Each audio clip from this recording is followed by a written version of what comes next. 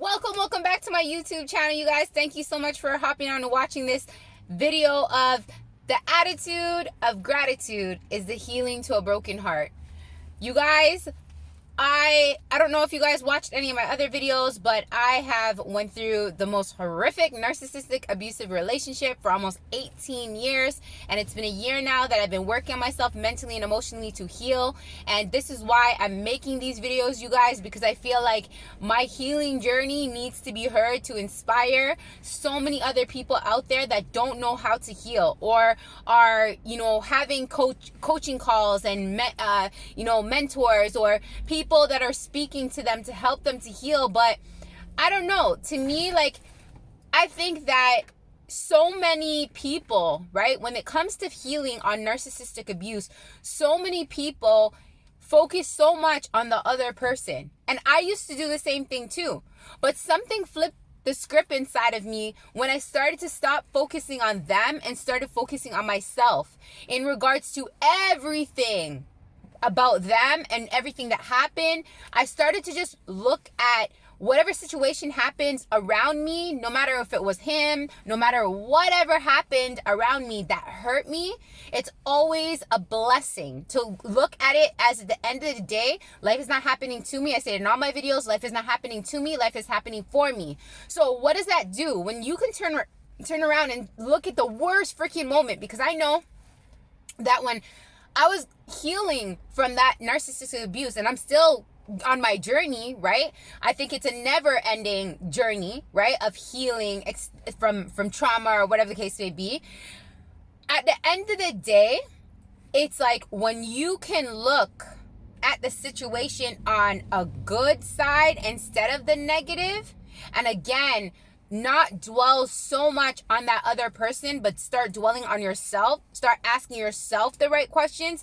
Instead, I know that people out there that's going through an abusive relationship, they ask themselves, I'll give you some questions I would ask myself, and just beat myself up about, is why is this happening to me? I did everything for him. I treated him so good. I wanted to have a family. I wanted to do this. I wanted to do that. Why doesn't he see my worth? What did I do so wrong? And, why did he cheat? This, that. And you're asking all these questions that keep incorporating him. When it's at the end of the day, I found that when I started to heal, I started to ask questions about myself, and that had nothing to do with him, right? So what are some questions that I can share with you guys that I started to ask myself? I said, okay, if this person's degrading me or disrespecting me, what is it inside of me that's thinking that that's okay? What have I ever experienced in my childhood where I've experienced someone disrespecting me, someone treating me bad? Maybe it was my dad, maybe it was my mom, it was maybe a close family member or something that I thought it was okay. Did I experience that? And little behold, I did, right? My dad was very, very abusive mentally and emotionally and physically to my mom. So I had that inside, and my mom stayed and stayed and stayed. And then I seen her experiencing with other men when she left. So it's I seen a pattern, right? And this is what I'm trying to say. If you can turn around and do the inner work to ask yourself the questions that you experienced with that narcissist, it's it changes everything. Right? I see so many people, again, giving advice on talking about the narcissist. It's good to be aware of the narcissistic traits, because I had no idea what the hell a narcissist was. But I didn't fixate on it. I educated myself about it, the actions. And again, this is going to be something, I don't know, it's going to be hard for people to swallow, is to look inward and say, hey, some of the traits that person had, I'm not saying that you're a narcissist, but some of the traits that the person had that, hurt me, did I have some of those traits? And that was a hard pill that I had to swallow as well, you guys, through my healing journey, is I had to look inward to say, man, what are some traits that he had that I may have suffered as well, that I may have had as well, that I brought into the relationship? So you see what that does? You take the focus off of them and you start focusing on healing you, because it's not about that person anymore. They're outside of your life. They came out of your life for a reason. It's now time to learn about you. It's now time to take the damn focus off of them, right? They left your life for a reason, to put the focus on you. Sometimes we don't want to make decisions, hard decisions in life, but then the universe or God or whatever you believe in, I believe in God, loves you so much to remove you because you ain't removing your damn self, right? So he removes you so then you could learn and work on you. Because in that relationship, you're so focused on the other person, you're not getting a chance to focus inward and on you. And this is why I'm saying in this video, like after a narcissistic abusive relationship or after a breakup in general, right? The main focus should not be on that other person. The main focus should be on you. I hear so many other people asking me, oh, is he going to come back? You know, is he going to come back inside of my life? Like, you know, do you think he's going to come back? Do you think he's going to be happy with this other person? Again, where I used to ask those questions too. But then I realized asking those questions is bullying your damn self. It's putting your own self-worth down the drain because you're not seeing enough value in yourself to focus on you. When that person makes that decision to walk out of your fucking life, this is why I'm not mad at my ex anymore, right? A selfish part of me, and this is what people need to understand when it comes to love. A selfish part of me and a selfish part of us don't want to see that person go because we want them. But what if that's what that other person wants and they're doing what's best for them? You can't wrong a person for doing what's best for them because they seen their worth and they think that they deserve better. It is what it is. Even if you gave your everything to them, they still didn't see it, and that's okay in you. And that is okay. And that's what I had to realize is, again, take the focus off of them and put the focus inward on you. Because at the end of the day, everything always starts with you. It's all about you. It's not about that other person. That person's doing what's best for them. So that's why it's so important to take the focus off of them and focus on you and ask the right questions. At the end of the day, they're gone now out of my life. How can I work on me? How can I love me more? How can I show that same attention, that same affection, that same love that I was giving to that other person? How can I take it now and give it to my damn self? Because I know I deserve it. You know you deserve it. So why can't you give it to you? Why do you need somebody else inside of your life to give it to you? And that's a harsh reality I had to learn. And a lot of times when we stick around in abusive relationships or we stick around with, let's say, not even a narcissistic relationship, but a relationship where the man cheats on you over and over and over again, and you keep going back and forth. A lot of times it's because we have codependency issues, right? And a lot of times those codependency issues stem from when we were in childhood. Again, doing the inner work, taking the focus off of them and focusing on you, asking yourself the question. I had to ask myself this question, so I'll share it with you guys. So maybe out there, somebody has the same childhood issues, right? At the end of the day, I felt like I wasn't seen. When I was a child, I felt like nobody's seen me. No one heard me. I had no one to play with. I felt alone. I felt scared. You know, I felt all these emotions, and I had to tap back in, and my dad wasn't around. So it's just like I depended so much on a man to make me feel good about myself, right? And for so many years, ever since I was 17 and older, I always relied on a man to make me feel good. And if I couldn't get that attention from this guy, that guy, I would go to this guy, that guy, this guy. And again, I would always be looking outward to get that attention. And then that's what eventually caused that codependency issue with me. So I don't know what caused your codependency issue, but it always stems back down to your childhood. So it's asking the right questions about yourself, taking the focus off of them and saying, man, you know, what made me stem with these codependency issues when I was a child, and how can I heal from that? Okay, great. How you can heal from that, I'll give you guys another tip is, at the end of the day, I had to turn around and say, what makes me feel so good from that person? What does that person do for me that makes me feel so good, that fills that hole, that gap inside of me that's lacking? Because a lot of times when you're so depressed and have anxiety and frustration and all this stuff like that over that person is because you want them to fill that hole. You want them and them alone to fill that hole. Nobody else. You want them to fill that hole. Or some people are different. They go through a breakup and they just move on to the next and next for somebody to fill that gap. But if you really want to heal, it's looking inward to say, what does that person do to fill that hole within me? And ask yourself, how long has that hole been there?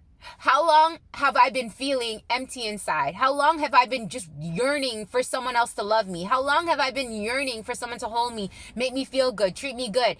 At the end of this day, if you're yearning for it outside of you, that means that there's something lacking inside of you. And the only person that can fill that hole completely is you. Because at the end of the day, people don't owe you shit. People could come in your life and come out your life. And that's okay. Because everybody has something called free will. And it's okay for them to feel that feeling. If they want to leave, they want to leave. And that's what true love is. I'm realizing at the end of the day, if you really, really love somebody, you'll let them go. You'll let them go and you'll be happy for them. You won't let your ego and your inner selfishness say, no, I want this person. I want them to see this. I want da-da-da-da-da-da-da. And it's you, right? And what you want. And then you're focused so much on them after. But it's like you want that, but then what are you doing for yourself? It all comes back down to you. Ain't nobody can love you better than you love your damn self. It all starts with you. It's always going to end with you. Like I said, you came in this world by yourself. You're coming out of this world by yourself. The focus always comes back down on you. So if you're going through a breakup right now, if you're going through a narcissistic, abusive,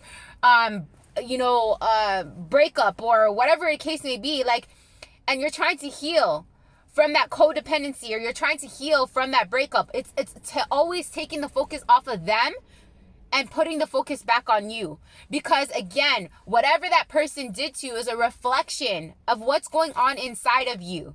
These people come inside of our lives to teach us valuable lessons for us to learn and grow on our journey in life, right? And we cannot move forward from that learning lesson if we don't look inward. Because at the end of the day, people, I see it all the time, and I used to do it too. I used to be like, go on to the next person and next person. And then I found a pattern of me keep attracting narcissistic men.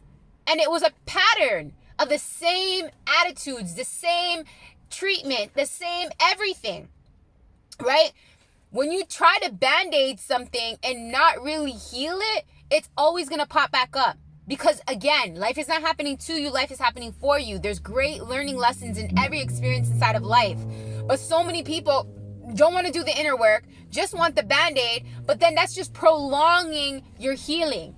The biggest thing you can do for yourself after a breakup or after a heartache, after a narcissistic abuse, is take all the attention off of that other person and put the attention out on you, right? And then once you can put that attention out on you, start looking at things as being grateful of everything, every experience, every experience that's ever happened to me in life. I'm so grateful. I'm so grateful. It's so crazy.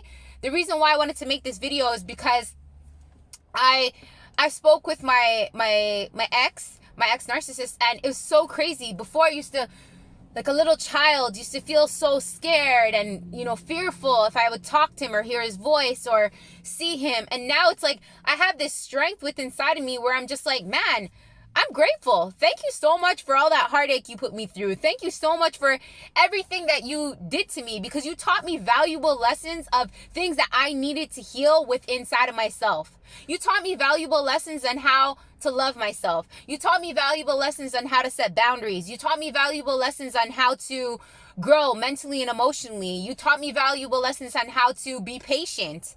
There's so much great lessons you can take and learn from that person, right? And level yourself up by taking the focus off of them and putting the focus on you, right? And once you can start being grateful, this is why I said gratitude heals a broken heart. Because once you can start feeling grateful, you start feeling whole. You start feeling abundant. You start feeling no more lack. Because you're taking all the attention out that you're putting on the outside world and focusing inward. So if you're focusing inward, you're now filling and filling and filling and filling up that gap that's lacking within inside of you. That's going to help you to heal, because that's what wants to be healed. That gap, that emptiness inside of you that you're taking to fix, to fill with temporary pleasures, right? Because anything outside of you is just a temporary pleasure. What do I mean by that? It can get taken away like this. That person you love so dearly, love so much, taken away like this. He can pass away. He can go to jail. Something serious can happen to him, and then it's gone. He's gone. Break up with you, cheat on you, he's gone.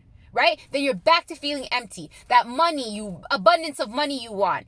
Any money comes and goes. As easy as it comes, as easy as it goes. That house, that material thing, everything is temporary.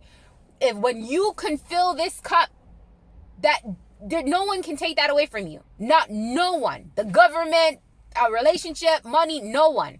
And that's why it's so important to fill it up with gratitude and just look at life in the scope that life is not happening to you. Getting out of the victim mentality, right? When you can get out of the victim mentality and look at, again, life is not happening to you, life is happening for you, and look at everything that happens outside of you, like whatever it is, as a blessing, and that there's a great learning lesson. I'm not saying don't feel angry. I'm not saying don't feel sad. I'm not saying not to feel none of those emotions, but to look at it later on, feel the emotions and look at it like later on that you're grateful that these things happen to you, because there's a lesson to be learned. Take a step back and then start trying to learn and understand the lessons. And it's just like repetition. It's just like working out in the gym. It takes time. You're not going to get there right away, but you're worth it. You're worth it to spend that time on yourself, to work on yourself one day at a time, one day at a time, one day at a time, and let it and let it build up. Right? You are so worth it to do that. And when you fill yourself with gratitude, that's when you start healing. That's when you start feeling whole and complete, and you start letting go and releasing all the attachments that, the codependency and all the attachments and all the expectations. Like, you stop expecting stuff from people. You stop, being codependent on people, because at the end of the day, all the focus is on you. You love you. You fill your cup first. You live in gratitude. So when you live in gratitude and you fill your cup first and you focus on you, you're feeling so much love. You're feeling so whole and complete that when things happen, they come, they go. You release it so much more easier. And that's where the pain comes, is when we put expectations on people and expectations in situations, and we cling on and we hold on so tight to those people and those expectations. And then that's where the pain comes in. So I'm telling you right now, if you've been through a breakup, if you're going through, you went through a narcissistic abuse, these are the key tips I'm giving you that helps me to level up and heal inside of my life. That's now allowing me to be more happier. It's now allowing me to not allow this person to control me and steal my power and steal my life from me. Because at the end of the day, that's what happens. They steal your power. Anything that's causing you pain outside of you is stealing your power, is stealing your joy, it's stealing your life. It's stealing your lifeline. Because at the end of the day, like, we can be so caught up inside of our feelings and hurt and pain and anxiety and fear and anger and frustration that the day goes by like this, and you're missing out a day with your kids. You're missing out a day, just living life and being so great, being so happy and grateful for all the beautiful things around you. You're not even being able to see those things because you're living in so much anger, fear, frustration, and all this, and focusing so much on other exterior things that are stealing your power. The true power is within you. You have the power to control your happiness. You have the power to live a happy, abundant, prosperous life. You have the power to not allow anybody to come inside of your life and affect you mentally and emotionally. Once you can live in an attitude of gratitude, that's when you can heal your heart from all the all the pain from the past, all the trauma bonds, all the codependency, all the anger, all the fear, all the frustration, and you can start releasing all and letting go all those things that feelings and emotions that no longer serve you, to start now taking back your power, to start now healing that heart. And that's where I feel like, again, if you look in the scope that life is not happening to you, life is happening for you, you start being grateful for the things that's happening to you. Then you start saying to yourself, okay, great, this is a learning lesson. How can I learn? Then when you see that there's value for yourself to grow and evolve, to make you a better you start being grateful for those things that happen to you, because you know that it's happening for a higher purpose, to bring you to higher heights, to bring you to a better relationship, to bring you to full abundance of happiness and love. And when you can start feeling that, your heart starts to heal, and you start to focus on you, and then you start thinking, there ain't nobody that can come in my life and affect me. Nobody. And I honestly feel this is the best way to heal after a narcissistic abuse of relationship, or a broken heart, or a breakup, or somebody that did you and hurt you wrong. This is the best advice that I can ever give to you, that's changing my life, you guys. And this is why when I talked about this whole video, I kind of went on a rant, and I'm hyped up, and I'm just motivated to talk to you guys about it, because it's changing my life, and I want it to change your life. I know how it feels to feel broken. I know how it feels to feel abused. I know how it feels to feel not loved. I know how it feels to feel alone and sad and depressed and have anxiety over a person. I know how it feels. But at the end of the day, it's time for us to rise up from the situation and wise up and take back our power. And this is the exact reason why, you guys, I'm starting a line saying, wise up, rise up. There's the Wise Up, Rise Up podcast that I'm making every Thursday. I'm going to drop one today, so make sure you guys go check it out on Spotify and Anchor. And then I have the Wise Up, Rise Up Facebook community to inspire more people like this to grow and to evolve in the right way, to take the focus off of these motherfuckers that don't deserve our attention. And how can we do that? And I'm showing and I'm teaching people how we can do that. So let's wise up and rise up together. I say in all my videos, each one teach one, share the love, share the knowledge. If you found a lot of value in this video, please, there are a lot of people out there suffering behind closed doors, that are going through heartaches and breakups that are tearing them down mentally and emotionally. Please share this video. Leave me a comment. Tell me what your thoughts are. If there's any advice that you want me to make a video on and help you to wise up and rise up, let me know. Drop me a comment. Give me a thumbs up. Give me a thumbs down. Tell me what your thoughts are about this video. I want to help you guys. Please let me help you guys in some sort of way. If you guys want to book a time with me for me to mentor you and help you and guide you, I would love to. I'm going to leave in the comments my LinkedIn tree where you can book a free half an hour session to see how I can help you to become strong and wise up and rise up inside of your life, to grow mentally and emotionally after that heartache. Okay? Take care and keep growing, you guys.